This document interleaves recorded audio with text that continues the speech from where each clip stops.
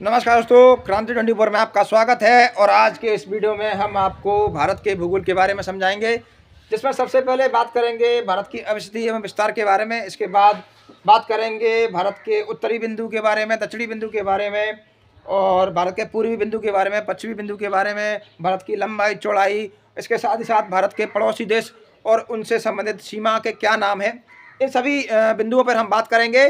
और आप सभी से निवेदन है कि वीडियो को ध्यान से देखें, क्योंकि यह वीडियो सभी कंपटीशन एग्जाम की दृष्टि से बहुत ही महत्वपूर्ण है। बड़ी मेहनत के बाद हमने ये वीडियो बनाया है। तो सबसे पहले हम बात करते हैं भारत की स्थिति के बारे में। ग्लोब पर भारत की स्थिति क्या है? तो ग्लोब पर भारत की स्थिति जानने से पहले हमें यह जानना होगा कि ग्लोब क्या होता है। तो ग्लोब पृथ्वी का एक मॉडल है, एक प्रतिरूप है, जिस पर इस प्रकार की आड़ी तिरछी रेखाएं खिंची हुई रहती हैं, जिन्हें हम अक्षांश एवं देशांतर रेखाओं के नाम से जानते हैं। इस प्रकार की रेखाएं काल्पनिक रेखाएं होती हैं। वास्तविक रूप से विश्व में कहीं भी ऐसी रेखाएं नहीं खींची जाती हैं। इस प्रकार की जो रेखाएं खींची जाती हैं वह किसी भी जगह की वास्तविक स्थिति और समय के निर्धारण के लिए खींची जाती हैं। तो ये अक्षांश और देशांतर रेखाएं हैं। तो सबसे पहले जो भारत की स्थिति है वो आपको यहाँ पर यह जानने की आवश्यकता है कि भारत कौन से गोलार्ध में है।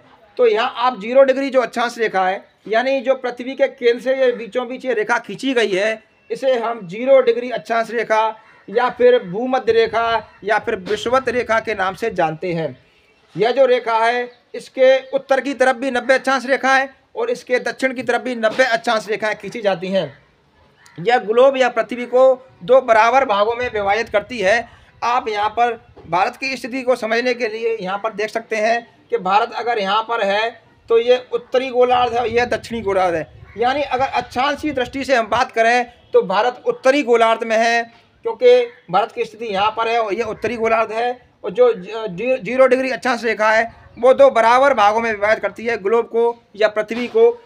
तो ये उत्तरी गोलार्ध और ये दक्षिणी गोलार्ध।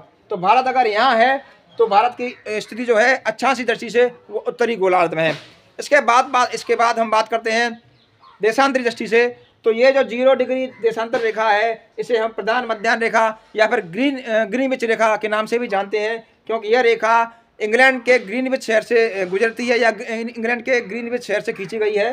तो इसे ग्रीनविच रेखा या प्रधान मध्याह्न रेखा या 0 डिग्री देशांतर रेखा के नाम से जानते हैं। उत्तरी ध्रुव को दक्षिणी ध्रुव से मिलाने वाली ऐसी रेखाएं देशांतर रेखाएं कहलाती हैं। तो ये जो रेखाएं हैं, ये भी ग्लोब को 2 बराबर भागों में विभाजित करती है, जिसे हम पश्चिमी गोलार्ध और पूर्वी गोलार्ध के नाम से जानते हैं। यहाँ पर आपने देखा कि उत्तरी गोलार्ध और दक्षिणी गोलार्ध को 0 डिग्री अक्षांश रेखा विभाजित कर रही थी, और यहाँ पर आपने देखा कि 0 डिग्री देशांतर रेखा पश्चिमी गोलार्ध और पूर्वी गोलार्ध में विभाजित कर रही है ग्लोब को या पृथ्वी को। तो भारत की स्थिति यहाँ है। तो भारत अक्षांशी दृष्टि से तो उत्तरी गोलार्ध में है और देशांतरी दृष्टि से पूर्वी गोलार्ध में है। तो इस प्रकार से अगर भारत की वास्तविक स्थिति के बारे में पूछा जाए कि ग्लोब पर भारत की वास्तविक स्थिति क्या है, तो ग्लोब पर भारत की वास्तविक स्थिति उत्तर पूर्वी है। यानी भारत उत्तर पूर्वी गोलार्ध में है, अक्षांश दृष्टि से उत्तरी गोलार्ध में और देशांतरी दृष्टि से पूर्वी गोलार्ध में। तो भारत की जो वास्तविक स्थिति है वो ग्लोब पर उत्तर पूर्वी है। यह कई बार एग्जाम में पूछा भी जाता है। इसके बाद हम बात करते हैं कि भारत की आकृति के बारे में। तो यहाँ पर छोटा सा मैप हमने भारत का बनाया हुआ है। आप देख सकते हैं कि मैप के अकॉर्डिंग हमने लाइन खींची है। तो भारत की जो आकृति है वो चतुष्कोणीय है। ऐसा कई बार एग्जाम में पूछा भी जाता है कि भारत की जो आकृति है वो किस प्रकार की है। तो आप इस प्रकार से अगर लाइन खींचेंगे, यहाँ पर मैंने खींच के बताया भी है, तो चतुष्कोण बन रहा है यहाँ पर, तो चतुष्कोणीय है। इस प्रकार से आप आंसर दे सकते हैं। इसके बाद हम आगे बढ़ते हैं। तो सबसे पहले बात करेंगे अक्षांशी विस्तार के बारे में। तो जो भारत का सबसे दक्षिण बिंदु है, तमिलनाडु में कन्याकुमारी, मुख्य भूभाग का सबसे दक्षिण बिंदु, वह 8 डिग्री 4 मिनट उत्तरी अक्षांश। यानी भारत यहाँ हम पहुँचेंगे तो हमें 8 डिग्री 4 मिनट उत्तरी अक्षांश का मान प्राप्त होगा। ये 0 डिग्री अक्षांश है। यहाँ से बढ़ते हुए 1 डिग्री 2 डिग्री 3 डिग्री 4 डिग्री, और भारत के सबसे दक्षिणी बिंदु तमिलनाडु कन्याकुमारी मुख्य भूभाग के सबसे दक्षिण बिंदु पर यहाँ पहुँचेंगे तो हमें 8 डिग्री 4 मिनट उत्तरी अक्षांश का मान प्राप्त होगा।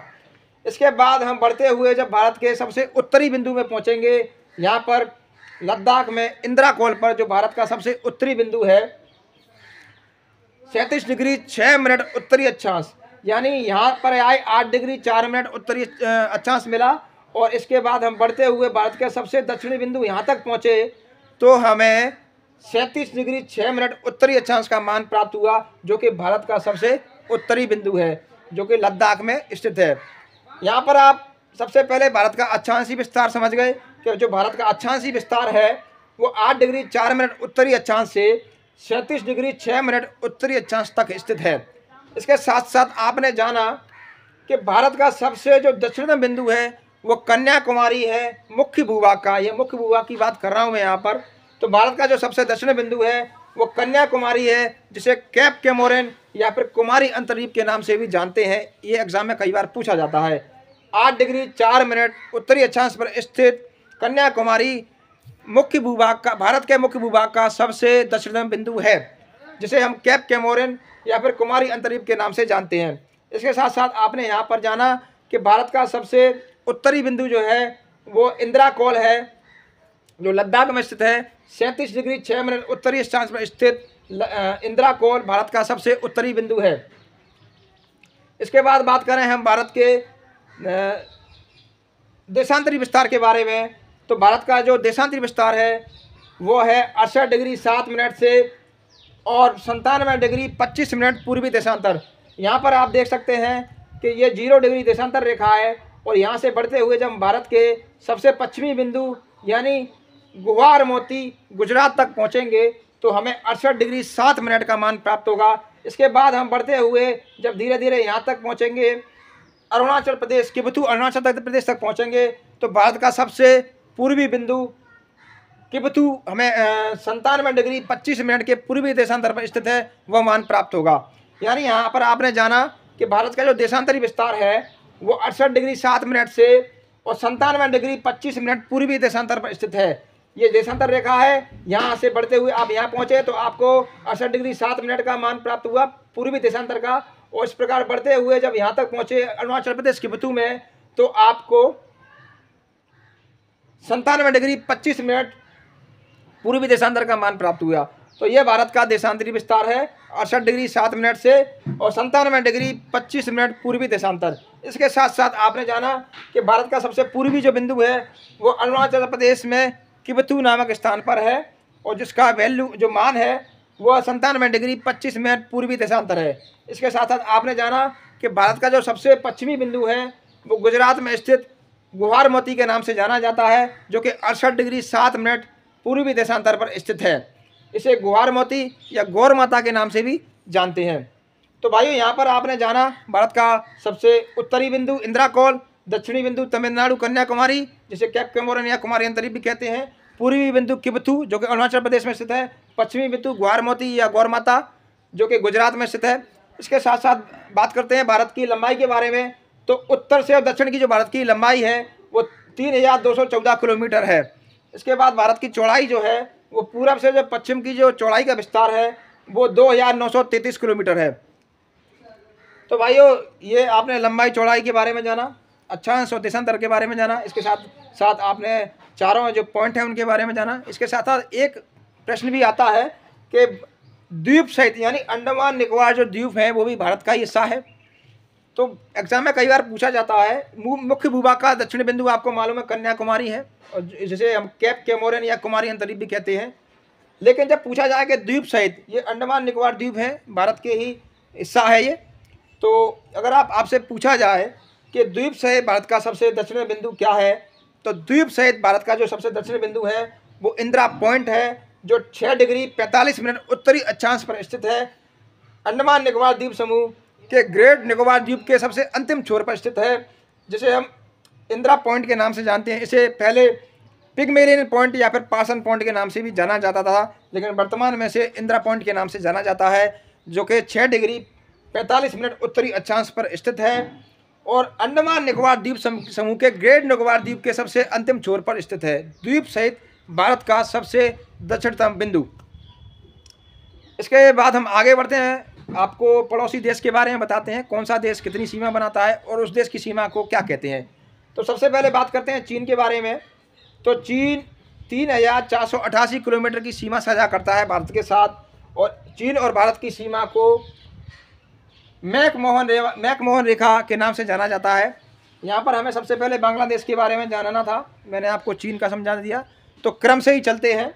तो सबसे पहले हम बांग्लादेश के बारे में जानते हैं, क्योंकि सबसे अधिक जो सीमा है वो बांग्लादेश ही बनाता है। यहाँ पर 4096.7 किलोमीटर। तो सबसे क्रम से ही हम चलते हैं। मैंने आपको चीन का बता दिया, लेकिन हमें क्रम से ही चलना है, घटते क्रम में, जिससे मैं आपको यह ट्रिक भी याद करवा दूंगा बाद में। तो ये सबसे पहले हम बांग्लादेश की बात करें तो भारत और बांग्लादेश की सीमा है वो 4096.7 किलोमीटर लंबी है। और भारत और बांग्लादेश की सीमा को हम रेड क्लिफ रेखा के नाम से जानते हैं। इसके बाद हम बात करें दूसरे नंबर पर चीन और भारत की सीमा रेखा। तो चीन भारत के साथ 3488 किलोमीटर की सीमा साझा करता है, और चीन और भारत की सीमा को हम मैकमोहन रेखा के नाम से जानते हैं। कई बार एग्जाम में पूछा भी जाता है कि मैकमोहन रेखा क्या है। तो चीन और भारत के बॉर्डर को या चीन और भारत की सीमा को मैकमोहन रेखा कहते हैं। इसके आगे हम बाद में हम आगे भी और पढ़ेंगे, लेकिन अभी मैं आपको यहाँ समझाने के लिए ये नाम लिखे हैं। विस्तार से हम आपको और इन रेखाओं के बारे में मैं समझाऊंगा। अभी आप केवल नाम यहाँ पर याद कर सकते हैं। इसके बाद बात करें पाकिस्तान के बारे में। तो पाकिस्तान की जो भारत के साथ सीमा है वो 3323 किलोमीटर है, और पाकिस्तान और भारत की सीमा को भी रेड क्लिफ रेखा के नाम से जाना जाता है। यहाँ पर कई बार एग्ज़ाम में स्टूडेंट्स कंफ्यूज हो जाते हैं कि बांग्लादेश की सीमा को भी रेड क्लिफ और पाकिस्तान की सीमा को भी रेड क्लिफ। तो इसके लिए मैं आपको यहाँ पर एक बात जानकारी के लिए बताता हूँ कि यहाँ पर पहले ये पूर्वी पाकिस्तान था बांग्लादेश का गठन होने से पहले, और ये पश्चिमी पाकिस्तान था। तो दोनों की जो सीमा थी वो रेड क्लिफ के नाम से ही जानी जाती थी। तो बाद में यहाँ पर बांग्लादेश देश बना, तो वो सीमा वही है, लेकिन देश नया बन गया, पाकिस्तान से अलग हो गया। पहले पूर्वी पाकिस्तान था और ये पश्चिमी पाकिस्तान था। दोनों की सीमा को रेड क्लिफ रेखा के नाम से जाना जाता था, लेकिन अभी वर्तमान में बांग्लादेश है, लेकिन सीमा का नाम वही है, रेड क्लिफ। इसके बारे में हम आगे आपको और विस्तार से सारी सीमाओं के बारे में बताएंगे। तो फिर बात करते हैं हम सबसे पहले बांग्लादेश, उसके बाद चीन, फिर हो गया पाकिस्तान। इसके बाद चौथे नंबर पर जो है वो है नेपाल। तो आप यहाँ देख रहे हैं नेपाल 1751 किलोमीटर की सीमा साझा करता है भारत के साथ। और इसके साथ साथ बात करें म्यांमार के बारे में, तो म्यांमार 1643 किलोमीटर की सीमा बनाता है भारत के साथ। और इसके बाद हम बात करें भूटान के बारे में, तो भूटान आपकी 699 किलोमीटर की सीमा साझा करता है भारत के साथ। अंत में अफ़गानिस्तान की बात करें, जो यहाँ लद्दाख में भारत के केंद्र शासित प्रदेश लद्दाख से सीमा टच होती है यहाँ पर, तो वो बहुत कम यानी 106 किलोमीटर की सीमा बनाता है अफ़गानिस्तान भारत के साथ। इसकी जो सीमा रेखा है भारत और अफ़गानिस्तान की, उसे हम डूरंड रेखा के नाम से जानते हैं।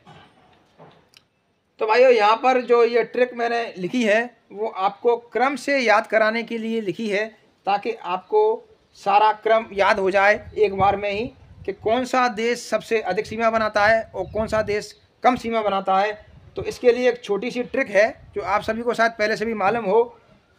आप ऐसे याद कर सकते हैं कि भारत ने बचपन में MBA किया।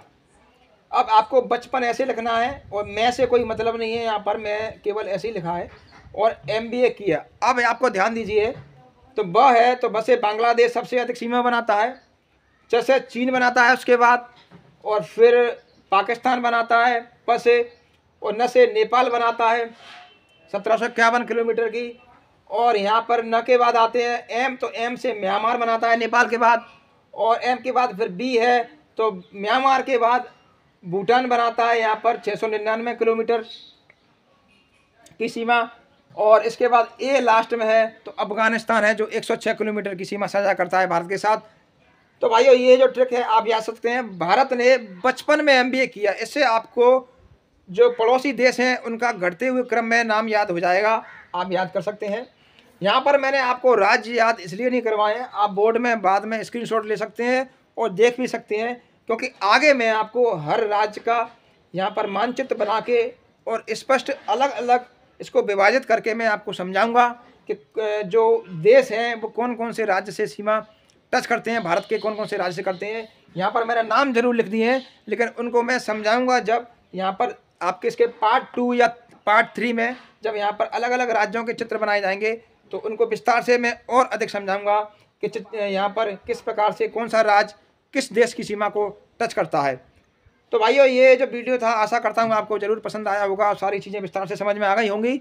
इसका पार्ट 2 हम और अधिक महत्वपूर्ण होगा, जिसमें हम समुद्री सीमा के बारे में और इसके साथ साथ राज्यों के बारे में और भी जो प्रमुख बिंदु हैं उनके बारे में चर्चा करेंगे। तो हमारे चैनल को जरूर सब्सक्राइब करें अगर आपने नहीं किया है, क्योंकि यहाँ भारत का भूगोल हम शुरू कर चुके हैं और चैप्टर बाय चैप्टर हम आगे बढ़ेंगे। यहाँ पर भारत की अवस्थिति एवं विस्तार अभी चल रहा है, इसके 4 या 5 वीडियो हम बनाएंगे, क्योंकि हमें विस्तार से आपको समझाना है। मैं पूरी कोशिश करता हूँ कि आपको सरल भाषा में और आसान भाषा में समझा सकूँ। इसके लिए आपका कर्तव्य बनता है कि आप हमारे चैनल को सब्सक्राइब करें, वीडियो को लाइक करें और अधिक से अधिक वीडियो को शेयर करें, ताकि और बच्चे भी इसका लाभ ले सकें और विस्तार से इस चीज़ को समझ सकें। धन्यवाद।